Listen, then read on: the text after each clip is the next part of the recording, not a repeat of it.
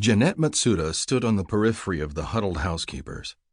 It was 8 a.m., and 24 of them were crammed into a basement hallway next to the laundry room, gathered for what was called the Forum. Every morning, at every Centurion hotel worldwide, all employees reported for the Forum, a 15-minute meeting in each department. Ostensibly, the point of the meetings was to announce operational matters, but they also served as pep talks to reinforce the Centurion's core values, with discussions on ways to improve service. The housekeepers at the Rosarita Bay Centurion Resort and Spa were usually a voluble crew, but this morning, when Mary Wilkerson, the director of housekeeping, asked if anyone had an issue to discuss, no one volunteered. Nervously, Jeanette lifted onto her toes and, peeking over the shoulder of a taller girl, surveyed the group. She rarely spoke at the forums, shy about contributing. She'd been on the job only a year and felt she should defer to the floor supervisors and team leaders. Yet she was among the oldest employees there, 39, and she knew that if she ever hoped to be promoted, she should pipe up occasionally to show leadership potential.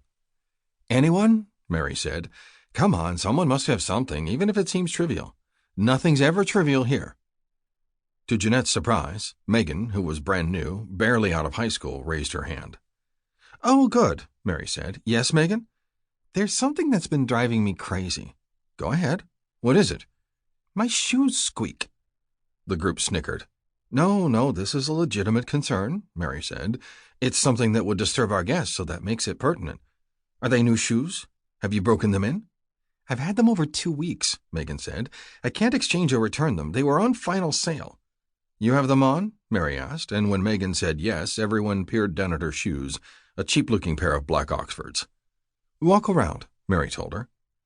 The girls cleared a path for Megan and hushed as she marched back and forth on the polished concrete floor. Her shoes indeed squeaked. "Do they squeak when you're on carpet too?" Mary asked, "or just on hard surfaces?" "All the time." "Then it's not the outside sole," Clarissa, a floor supervisor, said. "It's the inside sole, rubbing against the bottom. Put baby powder underneath the insole." Some girls concurred, swearing by Gold Bond. Others disagreed and suggested going wet rather than dry, with saddle soap, olive oil, or hand lotion. With everyone debating remedies so seriously, Jeanette got caught up in the discussion and, mustering her pluck, said, "This may sound bizarre, but Alberto VO5 might work." "Really?" asked Emily, a team leader. "You'd be surprised the things you can do with VO5, Jeanette said. "They still make Alberto VO5? Someone, Jeanette couldn't see who, asked, eliciting a round of chuckles, and immediately she regretted speaking. Her father had slicked VO5 in his hair for many years.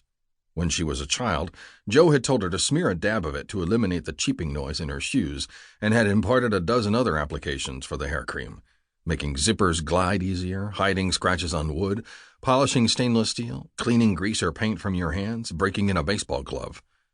"This has more uses than WD-40, Joe had said. "I don't know why they don't advertise it. Just talk about stretching your dollar." Other girls chimed in with remedies for the squeaking. Silicone spray, super glue, which prompted further debate.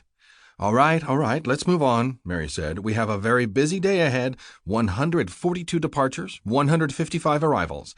We'll be sold out this weekend with the Equity Summit Conference.